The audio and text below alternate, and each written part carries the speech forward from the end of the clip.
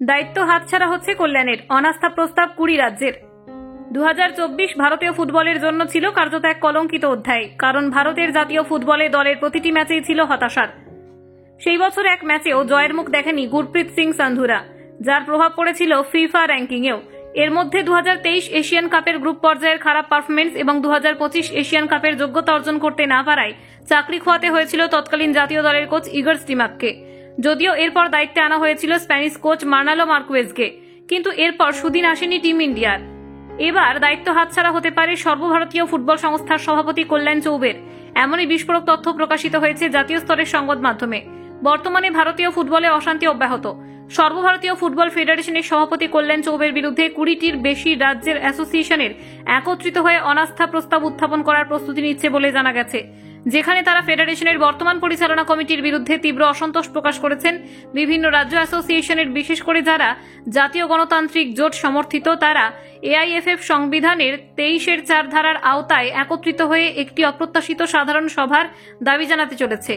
একটি রিপোর্টে জানানো হয়েছে, এই দাবি পূরণ করতে হলে ফেডারেশনের 36 সদস্যের অ্যাসোসিয়েশনের মধ্যে 1/3 অর্থাৎ 12 সদস্যের সমর্থন প্রয়োজন। এই পরিস্থিতির কারণে ফেডারেশনের সভাপতির বিরুদ্ধে তীব্র ক্ষোভ তৈরি হয়েছে। রাজ্য অ্যাসোসিয়েশনগুলির মতে চৌবের নেতৃত্বে ফেডারেশন অনেক বড় সমস্যার সম্মুখীন হয়েছে। 2022 সালের সেপ্টেম্বর মাসে যখন কল্যাণ চৌবেকে ফেডারেশনের সভাপতি নির্বাচিত করা হয়, তখন অনেকেই আশা করেছিলেন যে একজন প্রাক্তন ফুটবলারের হাতে ভারতীয় ফুটবলের দায়িত্ব পেলে তা উন্নতি হবে।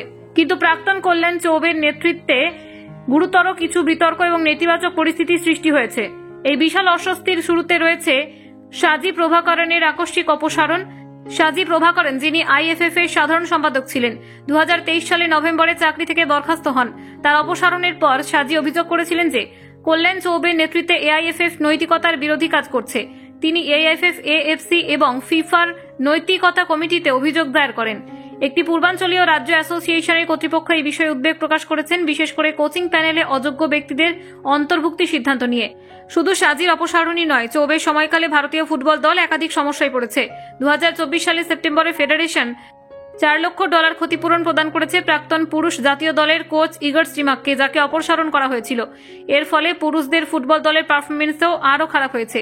জানুয়ারি 2024 সালে 102 নম্বর অবস্থানে থাকা ভারতীয় পুরুষ ফুটবল দল বছরের শেষে 126 নম্বরে নেমে গেছে।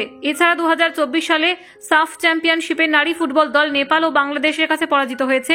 তাছাড়া অনূর্ধ্ব 20 ফুটবল দল সিরিয়ার কাছে 1-6 ব্যবধানে পরাজিত হয়েছে, যেখানে কোচিং প্যানেলে উপস্থিত ছিলেন এমন 9 জন অনূর্ধ্ব 17 খেলোয়াড়, যেহেতু ক্লাবগুলি তাদের অনূর্ধ্ব 20 খেলোয়াড়দের মুক্তি দেয়নি।